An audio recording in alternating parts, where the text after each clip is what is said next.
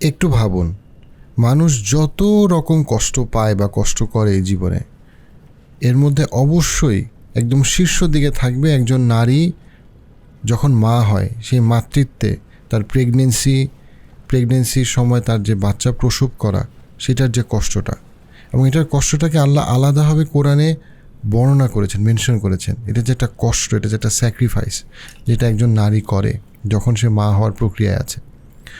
On top of that আপনি দেখেন মারিয়াম আলাইহিসসালামের ক্ষেত্রে কষ্টটা আরও কত গুণ বেশি, কারণ তার সাথে তার পরিবারের কেউ নাই, সে কাউকে বলতে পারছে না, কারোর সাথে সে শেয়ার করতে পারছে না, তাকে একরকম বিষয়টা লুকিয়ে রাখতে হচ্ছে, কারণ উনি ভয় পাচ্ছেন যে কেউ জানলে সে কি বলবে। সে তো তার, যেখানে উনি একজন পবিত্র নারী, সেখানে তাকে একদম অপবিত্র বলবে, দুশ্চরিত্রা বলবে, তার অবৈধ সম্পর্কের কথা জানতে চাবে। এই ভয়ঙ্কর কষ্ট সে কীভাবে নিবে? একদিকে তার শারীরিক কষ্ট, তার বাচ্চাটা তার পেটের ভিতরে বড় হচ্ছে এবং সেখান থেকে তার প্রচণ্ড পরিমাণে ডেলিভারি পেইন, যেটা নিয়ে সে একটা খেজুরের বাগানে চলে গেল। আরেকদিকে তার এই প্রচণ্ড মানসিক কষ্ট যে সে কাউকে বলতে পারছে না, তার এই পৃথিবীতে কেউ নাই, যাকে কোনো মানুষ নেই যার সাথে সে শেয়ার করতে পারছে। অন টপ অফ দ্যাট এই সন্তানটা হওয়ার পরে সন্তানটাকে নিয়ে যখন সে সমাজকে কীভাবে সে মুখোমুখি হবে, এই সবগুলো মিলে আমরা বুঝতে পারি যে মারিয়াম আলাইহিস সালামের পরীক্ষাটা কত ভয়ঙ্কর ছিল, কত কঠিন ছিল। কিন্তু মাত্র তার অল্প কিছুক্ষণ পরে আল্লাহর কি কুদরত, আল্লাহর কি রহমত, একদিকে যেমন তাকে খেজুর দিয়ে, তাকে পানি দিয়ে তাকে প্রশান্তি দেওয়া হলো, এবং অবশ্যই তাকে আরও আত্মিকভাবে এমন প্রশান্তি দেওয়া হয়েছে যেটা শুধুমাত্র একটা আমাদের জ্ঞানের মধ্যে নাই বা আমাদের বোঝার মধ্যে, সেটা আমরা কখনো বুঝতে পারবো না। আবার যখন এই সন্তান কথা বলা শুরু করলো, এই দুইটা আয়াত, এই তিনটা আয়াত, এই দুইটা কথা, তিনটা কথা আমরা একভাবে দেখতেছি, কিন্তু দেখেন যখন মারিয়াম আলাইহিস সালাম এই কথাগুলো শুনতেছেন, ওনার মনের অবস্থা, উনি আল্লাহর উপরে ভরসা করে ইবাদতের মধ্যে ছিলেন, আল্লাহর উপরে ভরসা করে এই প্রেগনেন্সি পার হয়েছেন, আল্লাহর উপরে ভরসা করে এই সন্তান আসলো, এবং আল্লাহর উপরে ভরসা করে এই সন্তানের দিকে উনি ইঙ্গিত করলেন। উনি কিন্তু জানতেন না এই সন্তান কথা বলতে পারবে অথবা কি বলবে, কিন্তু দেখেন এই সন্তান যখন কথা বলল, যখন এই সন্তান, উনি বুঝতে পারলেন যে উনি একজন নবীর মা, উনি যখন বুঝতে পারলেন যে এটা একটা বিশেষ সন্তান, এটা বিশেষ আল্লাহর পক্ষ থেকে বিশেষ একটা রহমত, তখন মায়ের অবস্থাটা কি হলো?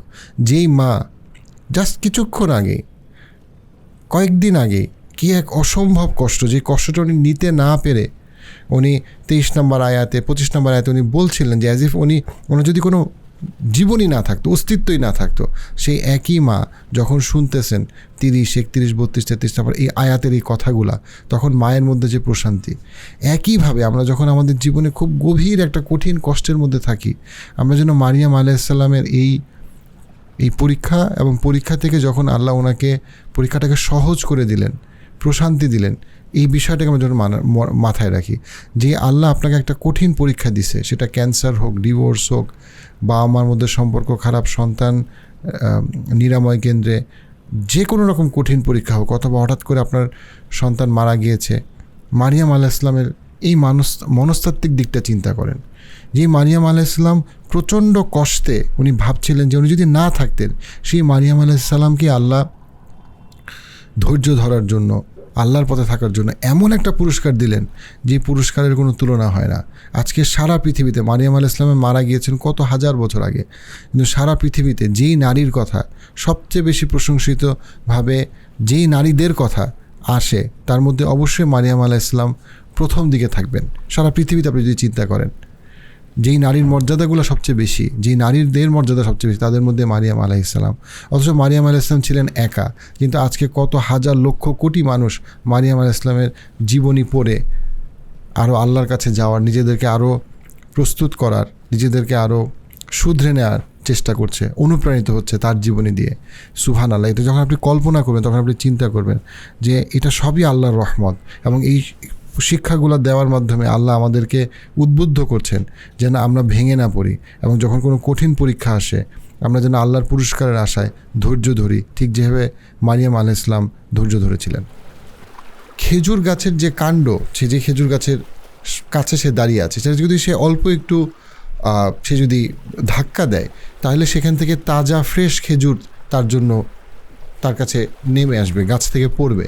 পাকা ফ্রেশ খেজুর, যেটা তাকে প্রশান্তি দিবে এবং তাকে একটা তার জন্য জলধারার তাকে চিহ্নিত করে দেওয়া হলো, যেটা যেই খাবার যেটা যা কিছু তাকে প্রশান্ত করবে সেটার ব্যবস্থা আল্লাহর পক্ষ থেকে, বোধ আত্মিক মানসিক প্রশান্তি, যেটা একমাত্র যে সাকিনা, যে প্রশান্তি একমাত্র আল্লাহই একজন মানুষকে, সে পুরুষ হোক বা নারী, তাকে দিতে পারেন, সেটা দেওয়া হলো।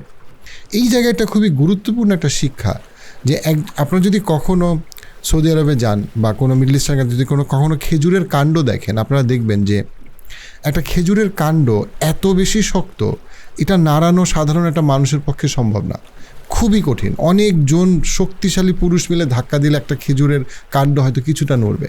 সেইখানে একজন নারী গর্ভাবস্থায় জাস্ট তার সন্তান প্রসব করার আগে তার যে প্রচণ্ড কষ্ট, সেই সময় একজন নারীর ধাক্কায় একটা খেজুরের গাছ থেকে কি খেজুর সাধারণভাবে পড়ে না, আল্লাহর কুদরতেই সেই খেজুর পড়ছে। কিন্তু তাহলে মারিয়াম আলাইহিস সালামকে কেন ধাক্কা দিতে বলা হচ্ছে? এটার কারণ হচ্ছে যে কোনো পরীক্ষায়, যে কোনো অবস্থায় আল্লাহর সন্তুষ্টি পাওয়ার জন্য, আল্লাহর নিয়ামত পাওয়ার জন্য আমাদেরকে আমাদের যে কাজটা, সেই কাজটা করতে হবে। আমরা অনেক সময় যখন আল্লাহ আমাদেরকে কঠিন পরীক্ষা দেয়, সেটা রোগ হোক, সেটা বিপদ হোক, সেটা ঋণগ্রস্ততা হোক, আমরা আগেই আল্লাহর নিয়ামত চাই, কিন্তু আমরা আগেই তাড়াহুড়া করি আল্লাহর আল্লাহর পক্ষ থেকে দোয়া কেন কবুল হচ্ছে না। কিন্তু আমরা ভুলে যাই যে আল্লাহ আমাদেরকে পরীক্ষা করবেন এবং আমাদের যে কাজটা, সেই কাজটা আমাদেরকে করতে হবে। নূহ আলাইহিস সালামকে নৌকা বানাইতে হয়েছেন, অবশ্যই সেই সময় জলধারা এমন ছিল যেটা যে কোনো পাহাড়ের উপরে স্রোত চলে যায়, কিন্তু ওই নৌকা ডুবে নাই। তাহলে তো আল্লাহ চাইলে এমনিই নূহ আলাইহিস সালামকে বাঁচাইতে পারতেন, কিন্তু তারপরেও কেন নৌকার কথা বলা হয়েছে? কারণ আমাদের পক্ষে, আমাদের সামর্থ্য অনুযায়ী যেই কাজটা, পরীক্ষায় উত্তীর্ণ হওয়ার জন্য আমাদেরকে সেই কাজটা করতে হবে। মারিয়াম আলাইহিস সালামের ধাক্কার কারণে খেজুর পড়ে নাই, আল্লাহর কুদরতেই খেজুর পড়ছে। কিন্তু আল্লাহর বান্দা হিসেবে মারিয়াম আলাইহিস সালামের দায়িত্ব যে তাকে আল্লাহর নির্দেশ ওই অবস্থাতেও পালন করতে হবে, এবং সেই নির্দেশটা হচ্ছে তোমার সামর্থ্য অনুযায়ী তুমি খেজুর গাছের কাণ্ডে তুমি ধাক্কা দাও। এই যে একটা সিম্বল, এটার যে একটা এসেন্স, এটা আমাদের জীবনের জন্য খুব গুরুত্বপূর্ণ চিন্তা করা। আপনাকে আল্লাহ একটা কঠিন পরীক্ষা দিয়েছে, ডিভোর্স দিয়ে, অশান্তি দিয়ে, কিন্তু ওইখানে আপনার যে রোল, আমার যে রোল, সেই কাজটাকে আমরা করতেছি কিনা। আমরা আল্লাহর উপরে অবশ্যই ভরসা করবো, কারণ আমরা জানি একমাত্র আল্লাহর অনুমতিতেই আমি বিপদ থেকে উদ্ধার পাবো। কিন্তু অ্যাট দ্য সেম টাইম আল্লাহ আমাদেরকে দায়িত্ব দিয়েছেন যে আমাদের সামর্থ্য অনুযায়ী আমাদের কাজটা করার।